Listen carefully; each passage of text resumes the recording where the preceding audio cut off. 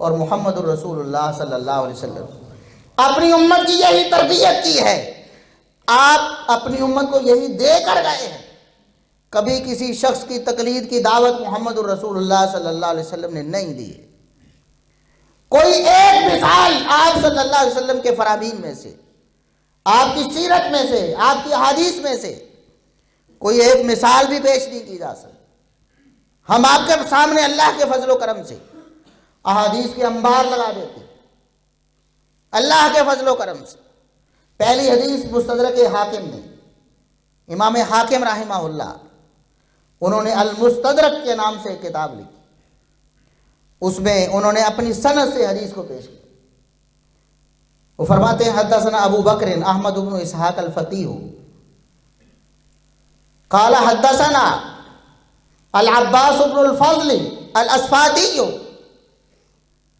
قال حدثنا اسماعیل بن ابی اویس واخبرني اسماعیل بن محمد بن الفضل الشعرانی قال حدثنا جدی قال حدثنا ابن ابی اویس قال حدثني ابی عن ثور بن زید الدیلی عن عکرمۃ عن ابن عباس رضی اللہ عنہما ان رسول اللہ صلی اللہ علیہ وسلم خاطب الناس فی حجۃ الوداع۔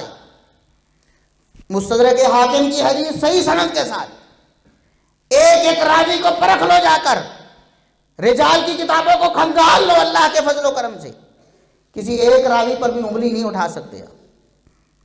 امام حاکم سے لے کر محمد الرسول اللہ صلی اللہ علیہ وسلم سند صحیح ہے۔ راوی عبداللہ بن عباس ہیں، وہ فرماتے ہیں نبی کریم صلی اللہ علیہ وسلم نے حجۃ الوداع کے خطبے کے دوران آپ نے یہ ارشاد فرمایا۔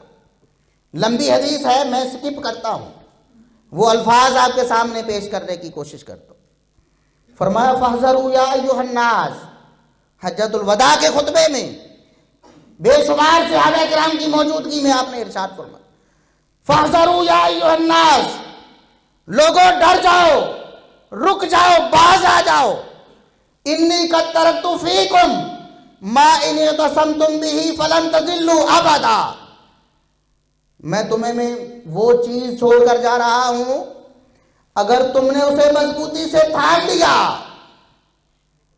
فلن تضلوا ابدا، پھر کبھی گمراہ ہو سکو گے نہیں۔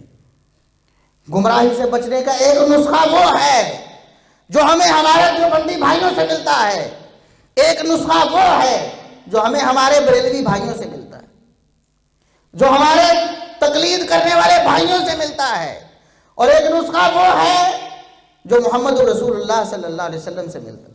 حجۃ الوداع کے خطبے میں آپ نے ارشاد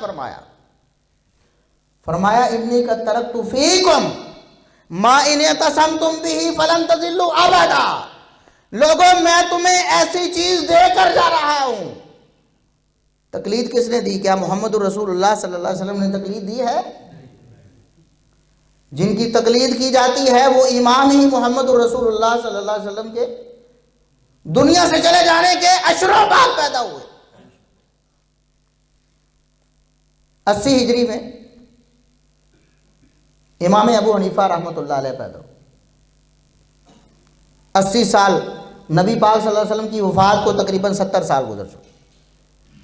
تقلید تب کی شروع ہو رہی ہے اور محمد الرسول اللہ صلی اللہ علیہ وسلم پہلے دے کے جا رہے ہیں۔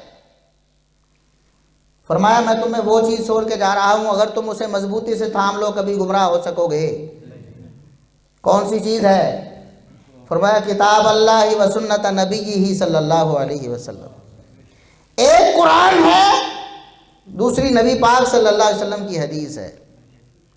آج اہل حدیث کی یہی دعوت ہے، ہمارا یہی اوڑھنا بچھونا ہے، ہماری یہی کوشش و کاوش ہے کہ اللہ کی دنیا میں اللہ کی کتاب اور محمد الرسول اللہ صلی اللہ علیہ وسلم کی سنت کا بول بالا ہو جائے۔ ہماری یہی دعوت ہے اور بڑے پیار اور بڑی محبت سے ہم یہ دعوت دیتے ہیں۔ کسی کی پگڑی اچھالنا ہمارا مقصود نہیں ہے، کسی کو نیچا دکھانا، کسی کو ہیج کرنا ہمارا مقصود نہیں ہے۔ اللہ کی قسم ہم صرف اور صرف ہدایت پر لانا چاہتے ہیں، محمد الرسول اللہ صلی اللہ علیہ وسلم کا دین صحیح طریقے سے لوگوں تک پہنچانا چاہتے ہیں۔ محمد الرسول اللہ صلی اللہ علیہ وسلم نے کیا نسخہ دیا اپنے صحابہ کرام کو؟ کتاب اللہ، سنت رسول۔